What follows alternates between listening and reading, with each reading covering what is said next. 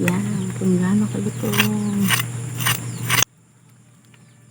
Hello mga kamadiskarte. For today's video, magluluto nga pala tayo ng Kanto style na fried chicken. Sobrang lambot at sobrang juicy pa. Tingnan mo naman kung gaano kalutong.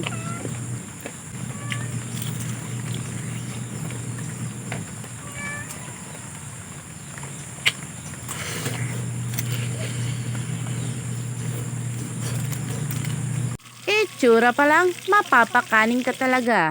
At ayan, bali dalawa nga pala ang nabili kong manok na ganyan. Tinusok-tusok ko lang siya ng tinidor tapos i-marinate ko. Hindi ko na nga lang na-i-video kaya hindi ko napakita sa inyo. At ayan, naglagay na nga lang ako ng cornstarch, harina, paminta, saka bechin. At asin para may konting lasa din, di ba? At nilagyan ko lang ng konting tubig hanggang sa maging ganyang kalapot. At ayan, ikinocoat na natin muna sa butter, then ilalagay natin sa powder. Make sure nga lang po na lahat na i-coat natin para po sobrang lutong talaga ng ating manok. At ayan po, ganyan na. Tapos nagpainit lang po ako ng mantika at pinrito na po natin.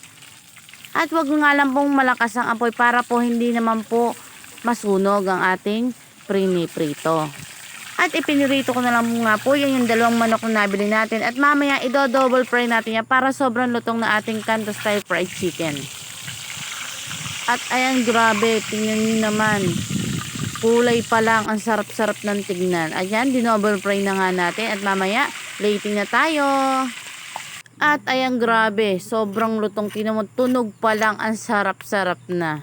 At ayan, di mo na nga pala kailangan bumili sa fast food para lang makatikim ng chicken na ganyan. Sobrang lutong at sobrang juicy. Pwede mo ito gawin sa bahay. At ayan, nagluto na nga ako ng gravy kanina. Sobra grabe sarap. At ayan, kumakain na po ang asawa. Tingnan mo, first bite pa lang sobrang lutong na. At ayan, nag-gravy pa nga siya.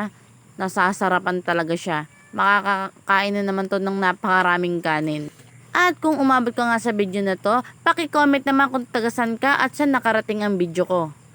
At sa mga gustong magpa-shoutout, comment lang kayo sa comment section para i-shoutout ko kayo sa susunod na ating video. At kung gusto mo makapanood ng aking mga video, please follow my page. At pa-like and share na lang. Thank you. Salamat. At kung napanood mo ang video na to, eto na ang sign para magluto ka ng Kanto style fried chicken. Napakamura na at sulit na sulit. 1 to sawa ka pa sa pagkain ng Kanto style fried chicken. 200 plus yan lang yung nagastos natin yan mga madiskarte. At ayan, hindi na nga tinigilan namin ng aming chicken, Kanto style. Sobra kasing sarap at sobrang lutong, juicy siya. Maraming salamat sa panonood!